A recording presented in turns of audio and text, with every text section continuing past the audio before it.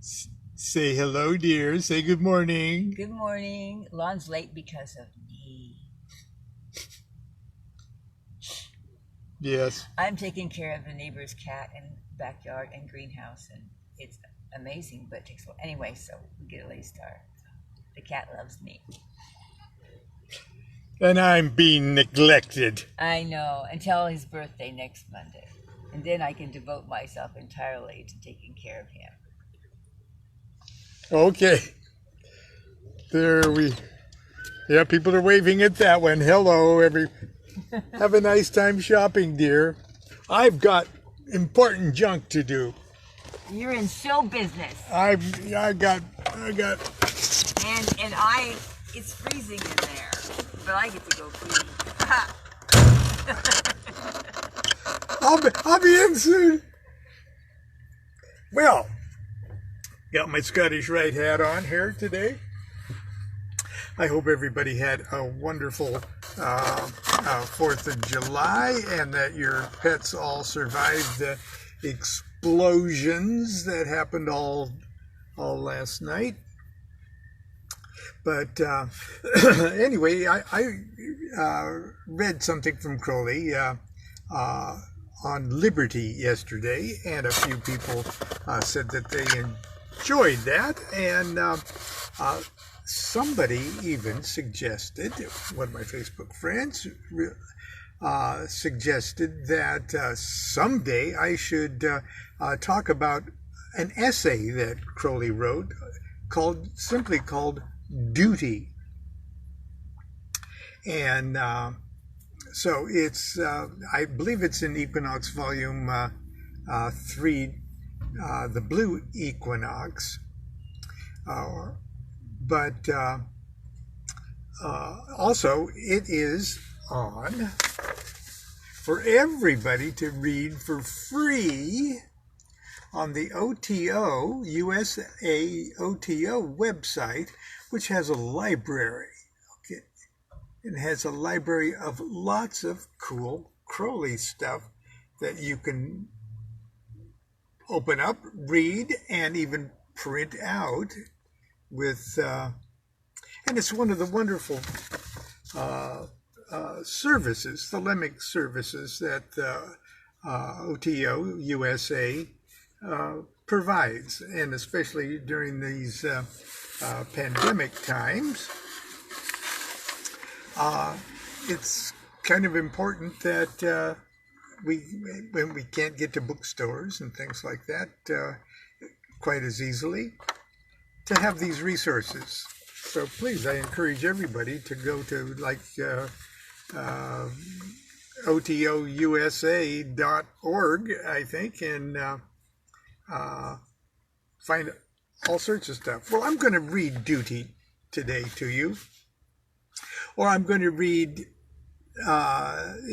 we may have to go into tomorrow a bit, because it is formatted in a way, I don't know if you can see that, it's formatted in a way that has major headings, like A, your duty to yourself, and B, let's see, your duty to mankind, and then your duty to all other living things. I skipped a duty there, I think. Your duty to other individual men and women. And then it just has like a single statement. Find yourself to be the center of your own universe. And then he comments on each of those. And much like me, Crowley would tend to digress. But in his digressions, and perhaps unlike me, in his digressions, the good stuff comes out. His own observations, his own inner thoughts, and things like that. And because Crowley describes his essay Duty as a note on the chief rules of practical conduct to be observed by those who accept the law of Thelema. He has lots and lots and lots of quotes from the Book of the Law to illustrate his point and to give a foundation for what he's then going to elucidate upon, his comments being in the form sort of an exegesis on the quotes from the Book of the Law. So if you're not really used to the rhythm of Crowley's writing, somehow everything sort of gets lost in the jumble. So what I'm going to do, first of all, is read you these major points. And then I'm going to go back and comment upon them, or read his elucidation on them. Does that sound like a plan? Because here's how it would sound. A, your duty to yourself. 1, find yourself to be the center of your own universe. 2, explore the nature and powers of your own being. 3, develop in due harmony and proportion every faculty which you possess. 4, contemplate your own nature. 5, find the formula of this purpose, or true will, as an expression as simple as possible. I'm going to do that again. Find the formula of this, in other words, your will. Find the formula for your personal will. Find the formula of this purpose or true will in an expression as simple as possible. And that sort of now I'm digressing. That sort of borders on what a perfect magical motto would be. But I digress. Number 6, extend the dominion of your consciousness and its control of all forces alien to it, to the utmost. 7, never permit the thought or will of any other being to interfere with your own. 8, do not repress or restrict any true instinct of your nature, but devote all in perfection to the sole service of your one true will.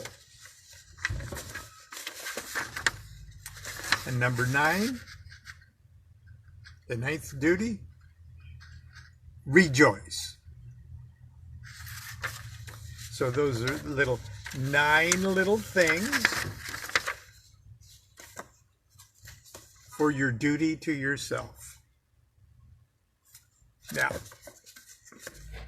I'm going to read duty as he wrote it right up until that point, because there's more duties, but here we go. Duty, a note on the chief rules of practical conduct to be observed by those who accept the law of Thelema, by Aleister Crowley. Do what thou wilt shall be the whole of the law. And in brackets, he gives chapter and verse for each one. I'm not going to do that for us. Do what thou wilt shall be the whole of the law. There is no law beyond do what thou wilt. Thou hast no right but to do thy will. Do that, and no other shall say nay. For pure will, unassuaged of purpose, delivered from the lust of result, is every way perfect. Love is the law, love under will.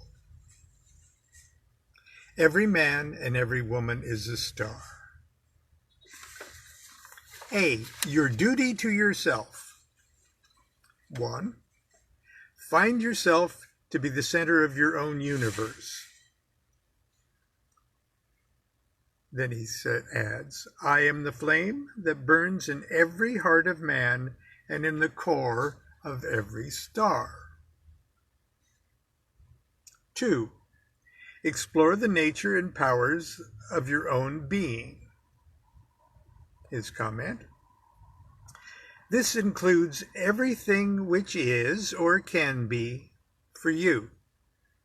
And you must accept everything exactly as it is in itself, as one of the factors which go to make up your true self.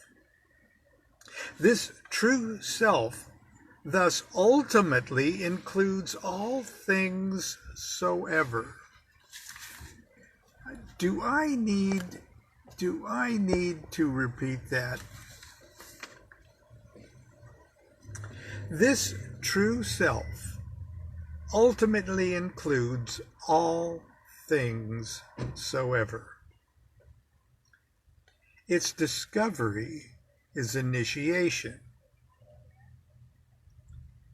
In parentheses, after the word initiation, the traveling inwards.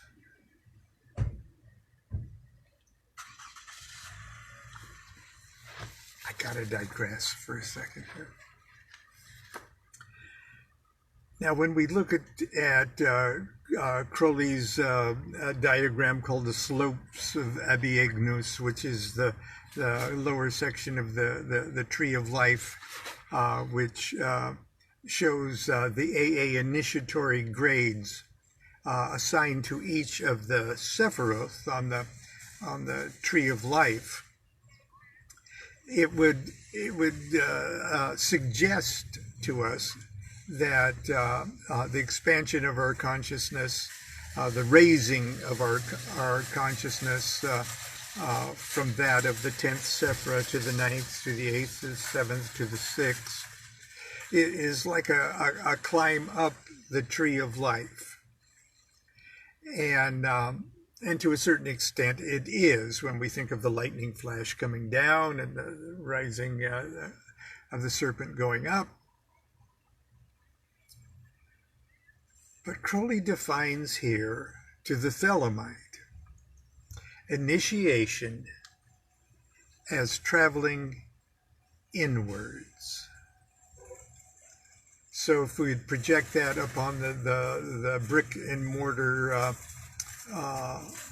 environment of an initiatory temple of some kind, as you move from a first degree temple with its opening ceremony and handshakes and grips and everything, and the lessons learned in that level of consciousness associated with that degree. If we look at that as when you go to the next one, it's like you're traveling up something. No, you're going deeper and deeper. The temple is you, and each preceding degree is further in you.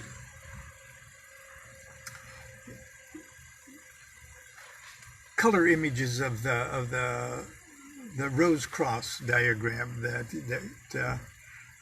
we call the Hermetic rose cross, with 22-fold petal in the middle, big giant one, and the elemental arms of the cross on the outside of that, and the big rose petal on the outside, going from the 3 mother letters and the 7 double letters and the 12 simple letters of the rose, but right in the middle of the tiny rose that's in the tiny cross that's in the middle of that giant cross, and inside that is a white dot. And when we think about and meditate on how that Hermetic rose cross develops, as if this is how creation into the seeming reality around us is.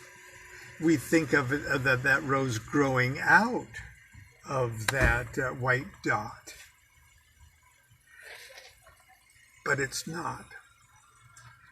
It's like we see that diagram of the rose cross, and then we move our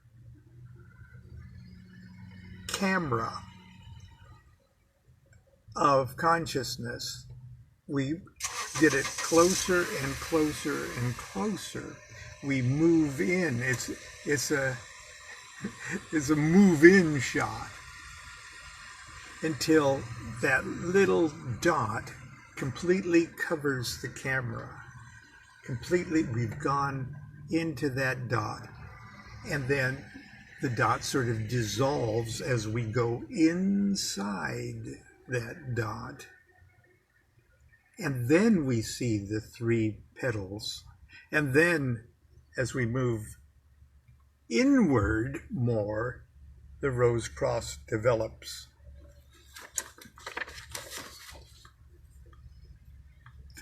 Excuse me, that was quite a digression there. I'll start over again. Number 2, we're moving right along here today. Number 2, explore the nature and powers of your own being. This includes everything which is or can be for you, and you must accept everything exactly as it is in itself, as one of the factors which go to make up your true self. This true self thus ultimately includes all things soever. Its discovery is initiation, the traveling inwards. And as its nature is to move continually, it must be understood not as static, but as dynamic, not as a noun, but as a verb.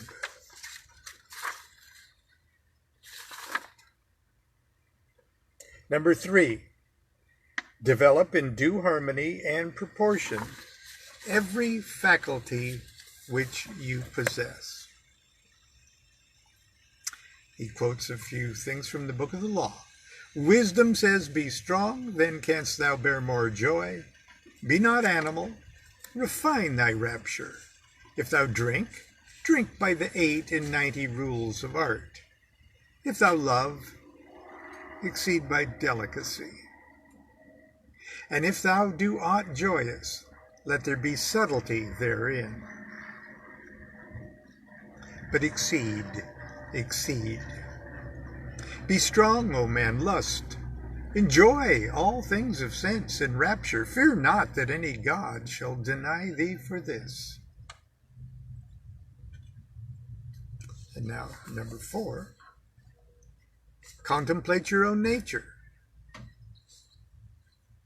His comment, consider every element thereof both separately and in relation to all the rest, as to judge accurately the true purpose of the totality of your being. Number 5. Find the formula of this purpose, or true will, in an expression as simple as possible. His comment, learn to understand clearly how best to manipulate the energies which you control to obtain the results most favorable to it from its relations with the part of the universe which you do not yet control. Number 6. Extend the dominion of your consciousness and its control of all forces alien to it to the utmost. His comment, do this by the ever stronger and more skillful application of your faculties to the finer, clearer, fuller, and more accurate perception, the better understanding, and the more wisely ordered government of that external universe. Now that was a Crowley use of commas and thoughts, so I'm going to read it to you one more time. Remember, this is a comment on extend the dominion of your consciousness and its control of all forces alien to it to the utmost. Do this by the ever stronger and more skillful application of your faculties to the finer, clearer, fuller, and more accurate perception, the better understanding, and the more wisely ordered government of that external universe. Number 7, never permit the thought or will of any other being to interfere with your own. Let's comment. Be constantly vigilant to resent and on the alert to resist with unvanquishable ardor and vehemence of passion unquenchable every attempt of any other being to influence you otherwise than by contributing new facts to your experience of the universe, or by assisting you to reach a higher synthesis of truth by the mode of passionate fusion. Wow. Now that's just not saying, don't tell me what to think. Don't try to influence me. No. Never permit the thought or will of any other being to interfere with your own.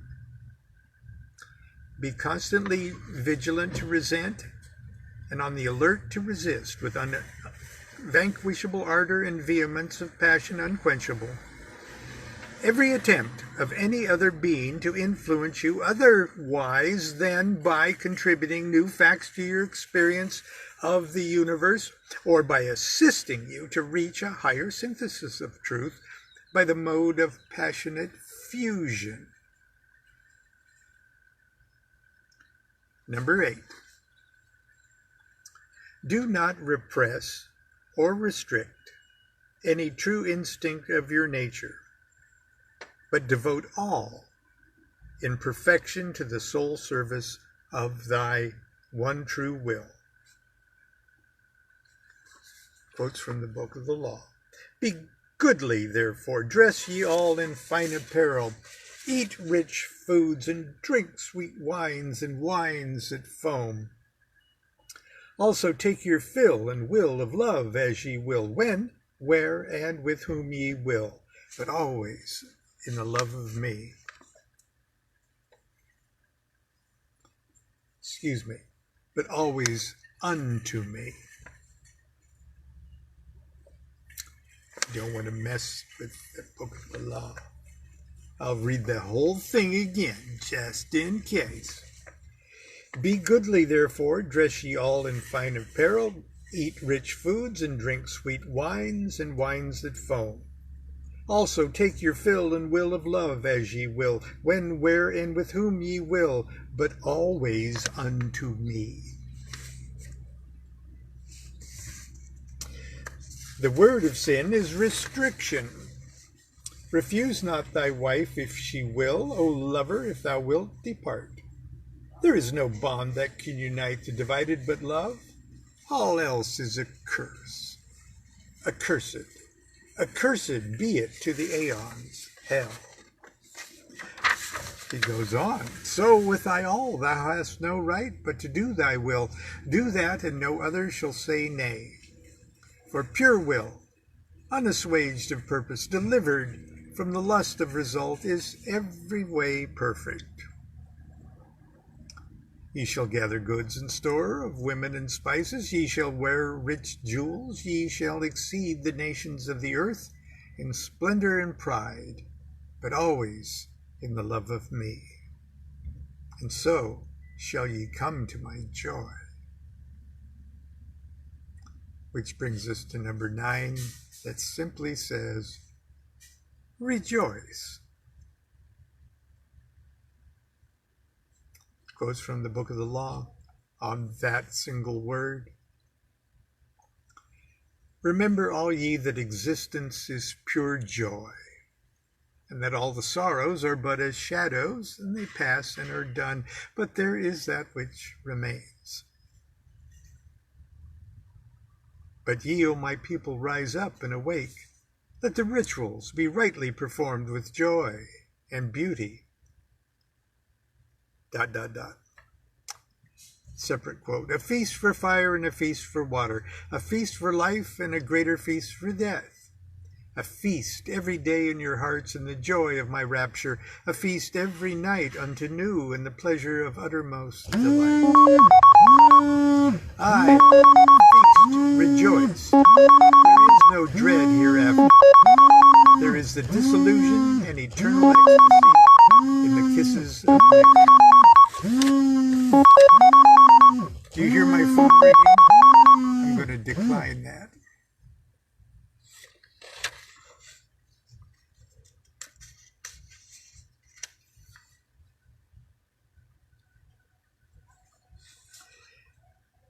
Continuing with the Book of the Law, now rejoice. Now come in our splendor and rapture. Come in our passionate peace and write sweet words for the kings. Another one. Thrill with the joy of life and death. Ah, thy death shall be lovely. Whoso seeth it shall be glad. Thy death shall be the seal of the promise of our age-long love. Come, lift up thy heart and rejoice. Is a God to live in a dog? No, but the highest are of us. They shall rejoice, are chosen, but who sorroweth is not of us. Beauty and strength, leaping laughter, and delicious languor, force and fire are of us. Now that's how Crowley handled that first duty, your duty to yourself. And so that's how,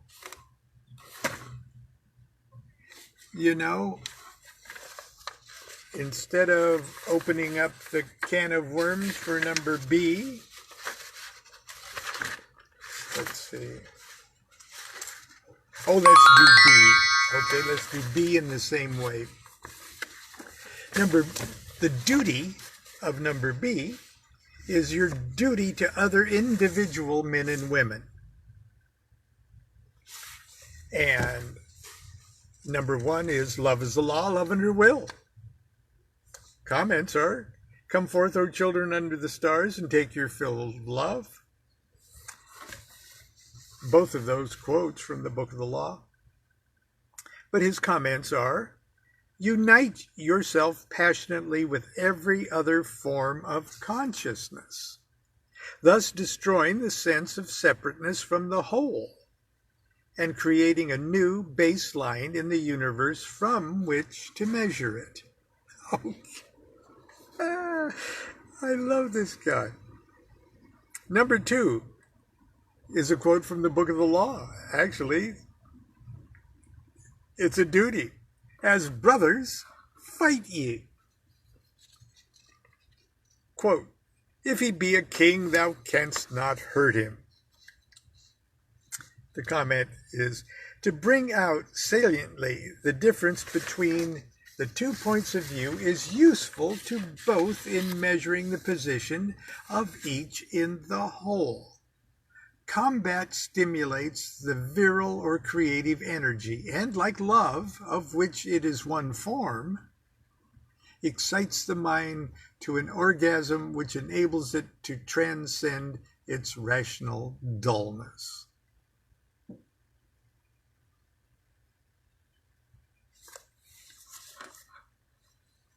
Number 3, abstain from all interference with other wills.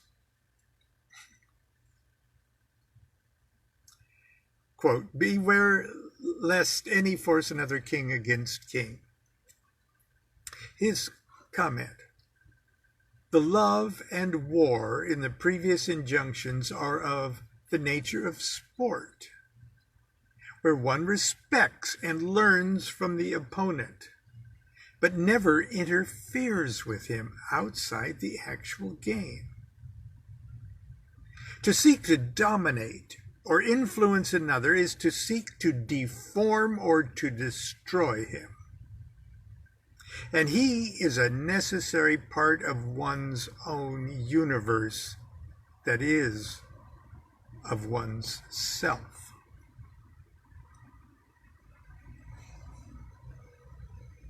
Number 4, seek, if you so will, to enlighten another when need arises.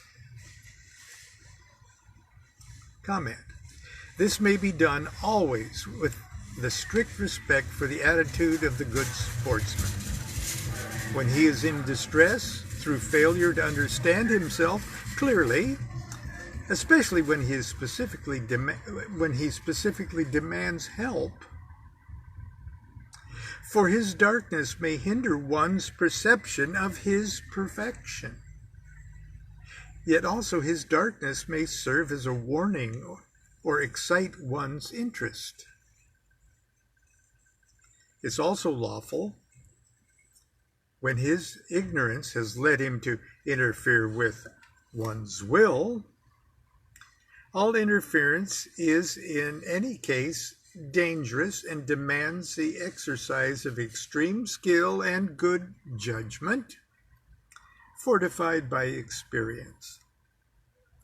To influence another is to leave one's citadel unguarded, and the attempt commonly ends in losing one's own self-supremacy. Number 5, and this is our duty to other individuals, worship all.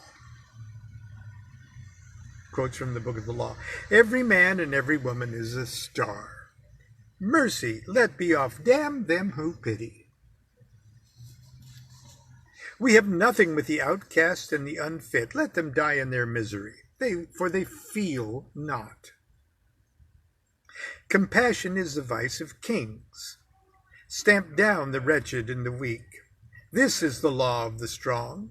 This is our law and the joy of the world. Think not, O king, upon that lie that thou must die. Verily thou shalt not die, but live. Now let it be understood, if the body of the king dissolve, he shall remain in pure ecstasy forever. Nuit, Hadit, Rahur, Kuit, the sun, strength, and sight, light, these are for the servants of the star and the snake. I can't wait for a comment on that.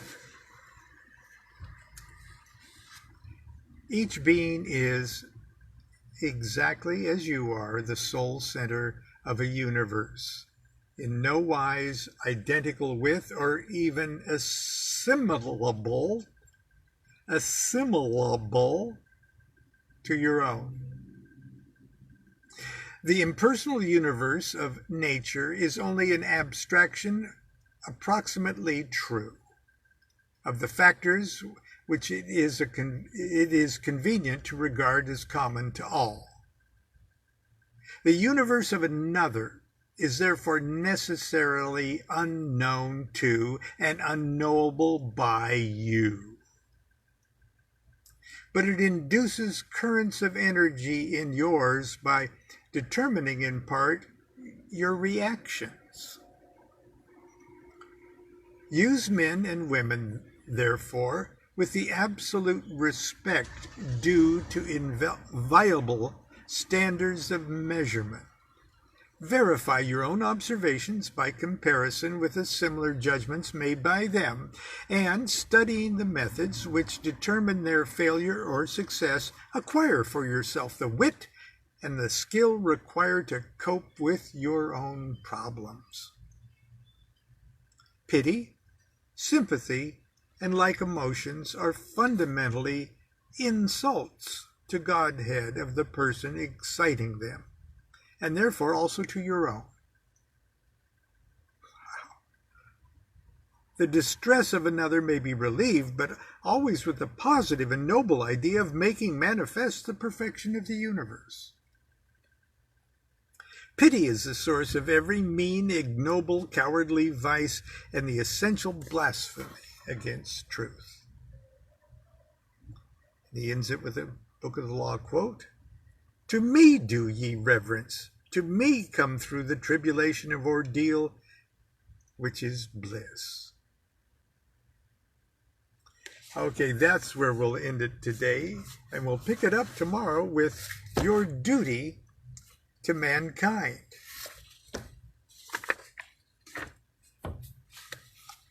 You know, I've read this I don't know how many times over a number of years, and I keep forgetting that every time I pick it up and read it, it's like a brand new message.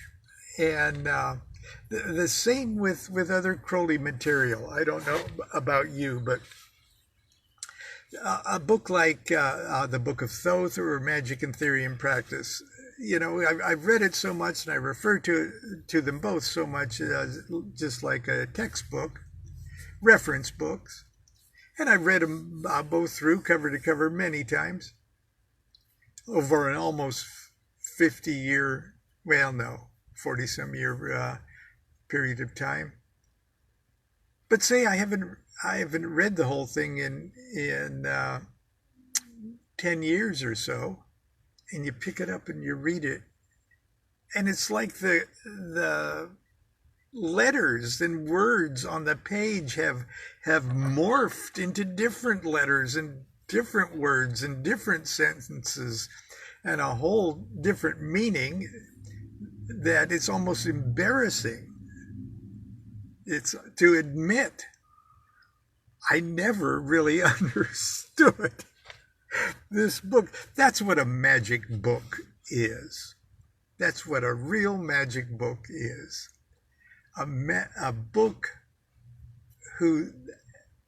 which is an entity which evolves with your evolving understanding and consciousness. Such is much of Crowley's work, at least for me. Anyway, Constance is probably going to be in there for a while longer. But anyway, you're tired of looking at me. So I'll see you tomorrow, hopefully. Until then, continue to be good to yourself and be good to each other. And remember your duty.